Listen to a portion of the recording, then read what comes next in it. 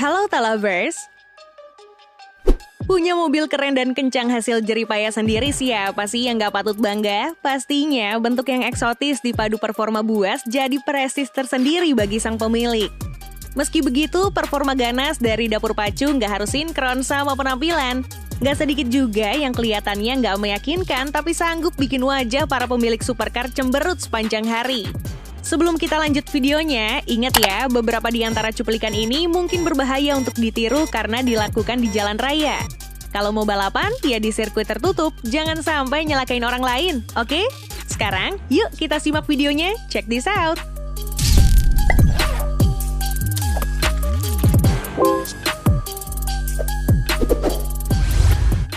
Dambaan nyari semua pencinta otomotif mobil yang pernah memegang rekor sebagai mobil road legal tercepat di muka bumi. Saking tingginya prestis dan nama besarnya, mobil ini dimiliki oleh banyak banget public figure kaya raya. Namun sayangnya, Bugatti Chiron ini harus bertekuk lutut dengan sedan kompak asal Jerman Audi S4 yang merupakan versi performa tinggi dari A4. Udah gitu, S4 yang jadi rivalnya ini merupakan generasi pertama keluaran tahun 90-an akhir. Meskipun cuma kalah tipis, tetap aja judulnya sebuah hypercar dikalahin sama sedan 4 pintu.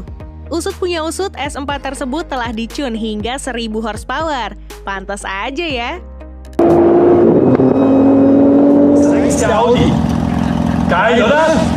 Hey, ada Godzilla di landasan pacu. Tenang aja, Godzilla yang dimaksud di sini adalah julukan dari Nissan GT-R generasi terakhir. Dengar namanya aja lumayan bikin keder ya. Tunggu. Ada yang nantangin tuh. Mobil yang mirip Mini Cooper ini adalah sebuah Trabant 601, mobil rakyat asal Jerman yang diproduksi antara tahun 1964 hingga 1990. Melihat spek aslinya yang cuma mesin hemat bahan bakar, rasanya nggak mungkin mobil ini sanggup nantangin Godzilla. Tapi biar video ini yang ngejawab, nggak perlu basa-basi, tiba-tiba, wush! GT-R-nya diasapin sama Trabant. Dengar-dengar sih, ruang mesin Trabant cukup gede buat nampung mesin 3000 cc turbo. Dikombo sama bobot yang ringan. Wajar lah larinya kayak gini.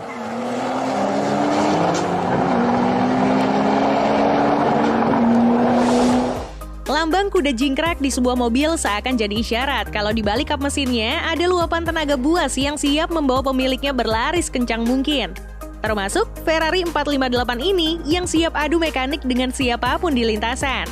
Di saat yang bersamaan, datanglah sebuah VW Passat Wagon keluaran tahun 80-an. Apa mungkin mobil keluarga tahun jebot bisa ngalahin supercar modern? Gumam para penonton. Ternyata, akselerasi dari wagon favorit warlock Eropa ini sukses mengalahkan 458 berkelir Rosso Corsa ini, bahkan sejak gigi 1. Gila, plot twist banget ya.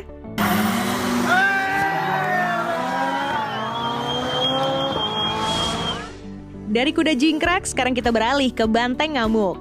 Semua pasti setuju kalau Huracan adalah salah satu paduan paling pas antara performa dan estetika yang diracik oleh Lamborghini. Tapi siapa sangka, mesin 10 silindernya yang merdu itu harus bertekuk lutut setelah kalah telak dari sebuah farm truck. Yes, ini nggak mengada-ngada. Yang ngasepin Huracan ini adalah sebuah truk ransilan Dodge tahun 70-an akhir. Selisihnya sampai segitu pula. Salut deh sama Dodge-nya.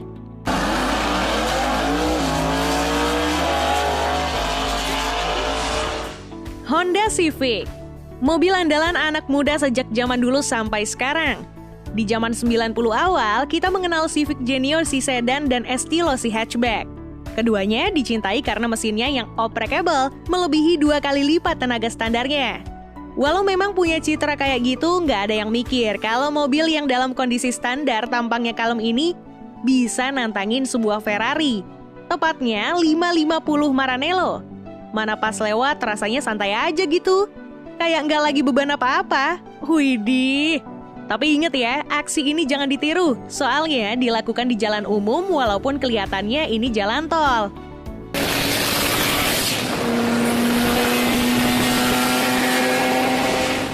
Buat yang hobi main game balap kayak Need for Speed atau Gran Turismo, tentu familiar banget kan dengan Nissan Fairlady Z. Bukan yang paling kencang, tapi seru aja bawanya. Ditambah lagi nama besar Porsche yang udah pasti kencang. Semua tampak berjalan seharusnya sebelum kedua mobil yang memiliki reputasi baik soal performa ini bertemu dengan seekor hatchback keluaran tahun 70-an akhir. Memang sih, Golf adalah mobil yang banyak dibikin jadi jauh lebih kencang dari standarnya. Tapi kalau jadi owner Fairlady dan Porsche-nya, rasanya nyesek juga disusul enteng begitu.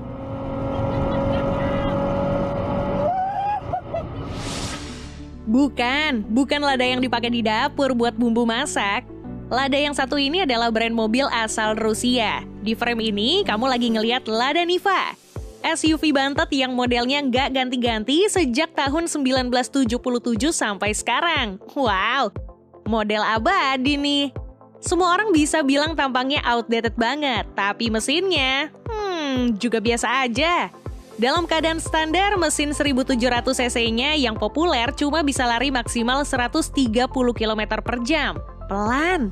Beda lagi ceritanya kalau udah dimacem-macemin sama orang sana.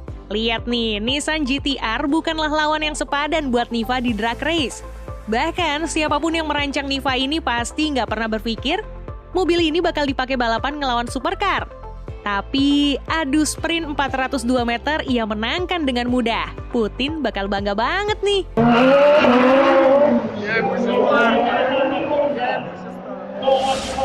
Volvo sejatinya jarang banget kedengeran gaungnya di dunia motorsport. Walaupun mereka bukannya nggak pernah ikutan juga, tapi beda lah ya. Orientasi mereka lebih ke arah konsumen moderat yang mengutamakan safety, apalagi untuk sekelas sedan kompak S40. Entah modifikasi apa yang dilakuin ke mobil ini sampai-sampai bisa bikin Lamborghini Gallardo kewalahan saat rolling start. Uniknya, meskipun sempat ketinggalan pas tarikan awal, S40 ini bisa ngejar sampai akhirnya unggul lumayan jauh. Thumbs up! Skill pengemudi juga main nih di sini. Nah, itu dia tadi, sekumpulan cuplikan para mobil-mobil yang tampangnya nggak mencolok, tapi performanya buas atau biasa disebut sleeper yang sanggup bikin supercar keteteran ngelawannya. Tapi ingat, sekencang-kencangnya mobil kamu, jangan sekali-sekali meniru adegan ini di jalan umum ya. Selain membahayakan diri sendiri, orang lain yang udah berusaha berhati-hati juga bisa kena imbasnya. Jadi kalem aja. Kalau mau balapan, di sirkuit ya. Oke?